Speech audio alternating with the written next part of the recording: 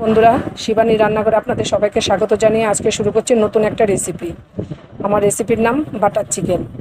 এবার মশলার জন্য নিয়েছি টমেটো, কাজু বাদাম, আদা, পেঁয়াজ, কাঁচা লঙ্কা, রসুন, গরম মশলা, জয়িত্রী আর কটা গোলমরিচ। আর নিয়ে নিলাম আমুল বাটার। আর এখানে দইটাকে জল ঝরিয়ে রেখেছি। এখানে আমি কয়েকটা একটু বড় সাইজের চিকেন কেটে নিয়েছি। চিকেনটা নিয়ে এরকম করে কেটে কেটে দিয়েছি। দেখুন বন্ধুরা, বাটার চিকেনটা একটু বড় সাইজই লাগে। দিয়ে দিলাম জল ঝরানো টক দই, আদা রসুন পেস্ট, ধনে গুঁড়ো, একটু লেবুর রস দিয়ে দিলাম,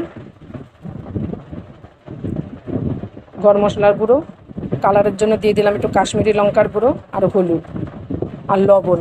আপনারা চাইলে কাশ্মীরি লঙ্কার গুঁড়োটা নাও দিতে পারেন বন্ধুরা, কিন্তু আমি একটু কালারের জন্য দিয়ে দিলাম। এবার ভালো করে আমি এটাকে ম্যারিনেট করে 1 ঘন্টা রেখে দেবো। আপনারা চাইলে আরও বেশিও রাখতে পারবেন। যত বেশি রাখা যাবে চিকেনটা ততটাই সফট হবে, কিন্তু আমার হাতে সময় নেই বলে আমি 1 ঘন্টাই রাখলাম বন্ধুরা। ভালো করে ম্যারিনেট করা হয়ে গেছে আমার। এবার আমি ঘন্টাখানেক রেখে দেব। এবার আমি মশলাটা ভেজে নেব। 1/2 চামচ দিয়ে দিলাম বাটার,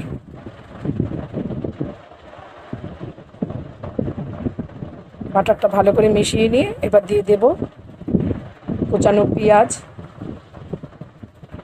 আদা, টমেটো, কাজু বাদাম আর বাকি যেই মশলাগুলো আছে আমি সবকটা একেবারে ঢেলে দিলাম। এটা ভালো করে আমি নেড়ে চেড়ে ভেজে নেব। পেঁয়াজ আর টমেটোটাকে নরম করে নেব। সামান্য একটু লবণ দিয়ে দিলাম। দিয়ে আমি আবারও লবণটাকে ভালো করে মশলার সাথে মিশিয়ে নিয়ে একটু ঢেকে দেব। পেঁয়াজ আর টমেটোটা নরম হওয়ার জন্য একটু ঢেকে দিলাম। দেখুন বন্ধুরা, সুন্দর নরম হয়ে গেছে, দারুণ সুন্দর একটা গন্ধ বেরিয়েছে। এবার এটাকে নামিয়ে আমি ঠান্ডা করে নেব। আবারও দিয়ে দিলাম 1.5 চামচ বাটার।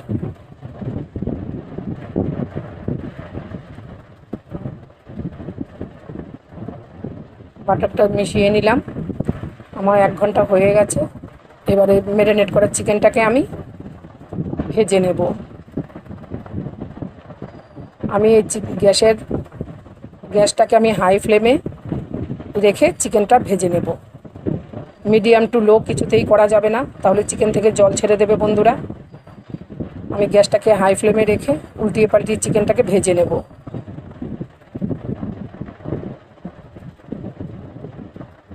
একটু লাল লাল করে ভেজে নিলাম।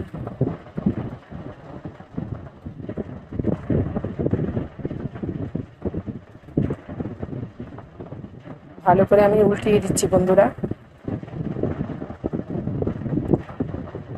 একটু ঢেকে দেবো।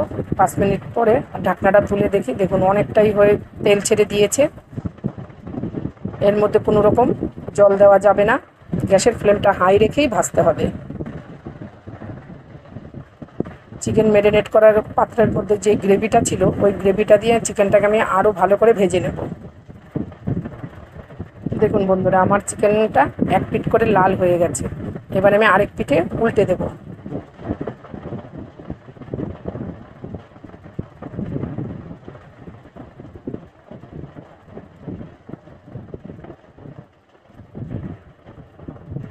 ভালো করে উল্টে পাল্টে দিলাম।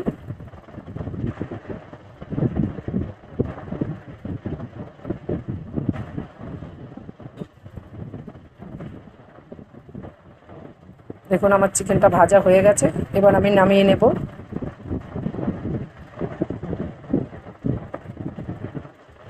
যেই মশলাটা ভেজে রেখেছিলাম এটা আমি মিহি করে পেস্ট করে নেব। দেখুন বন্ধুরা, আমি মিহি করে পেস্ট করে নিয়েছি। আপনারা যদি মনে করেন এই মশলাটাকে একটা ছাকনাতে ছেঁকেও দিতে পারেন। যেহেতু আমি মিহি করেছি, আমি আর ছাকবো না। আবার কড়াইতে দিয়ে দিলাম 1 চামচ বাটার। আমি এই বাটার চিকেনটা বাটার দিয়েই করব। আপনারা চাইলে তার সাথে সাদা তেলও ব্যবহার করতে পারেন। আর দিয়ে দিলাম 2 এলাচ আর পেস্ট করা মশলাটা। আমি গ্যাসের ফ্লেমটা লো করে মশলাটাকে ভালো করে ভেজে নেব। গ্যাসটাকে হাই করা যাবে না বন্ধুরা, নইলে মশলাটা পুড়ে যাবে। আবার দিয়ে দিলাম পরিমাণ মতো লবণ দিয়ে আমি মশলাটাকে ভালো করে কষিয়ে নেব।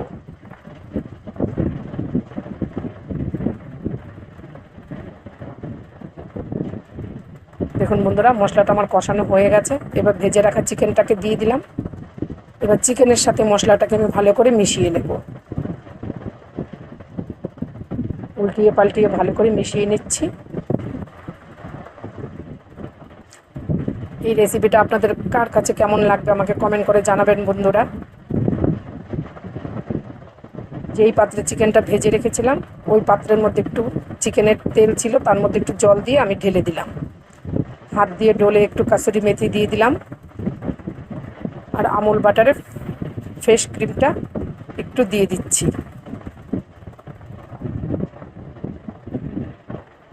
ফ্রেশ ক্রিমটা দিয়ে একটু নেড়ে চেড়ে নেব, ভালো করে মিশিয়ে নেব।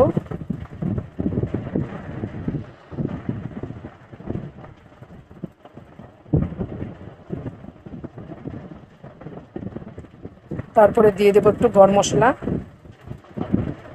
গরম মশলাটা দিয়ে আবার একটু ভালো করে নেড়ে দেব, যাতে গরম মশলাটা পুরো বাটার চিকেনে মিশে যায়। 5 মিনিট ঢেকে দেব। দেখুন বন্ধুরা, আমার বাটার চিকেনটা পুরো হয়ে গেল। স্বাদ মতো দিয়ে দিলাম চিনি। ব্যাস, এবার বাটার চিকেন কমপ্লিট। এই রেসিপিটা আপনাদের কার কাছে কেমন লাগবে কমেন্ট করে জানাবেন বন্ধুরা। আপনাদের ভালো ভালো কমেন্টগুলো পড়তে আমার খুবই ভালো লাগে। এবার আমি বাটার চিকেনটা সার্ভ করে নেব। উপরটা দিয়ে দিলাম একটু ফ্রেশ ক্রিম। এই রেসিপিটা আপনাদের কেমন লাগলো কমেন্ট করে জানাবেন। আমি আবার আসবো নতুন রেসিপি নিয়ে। নমস্কার।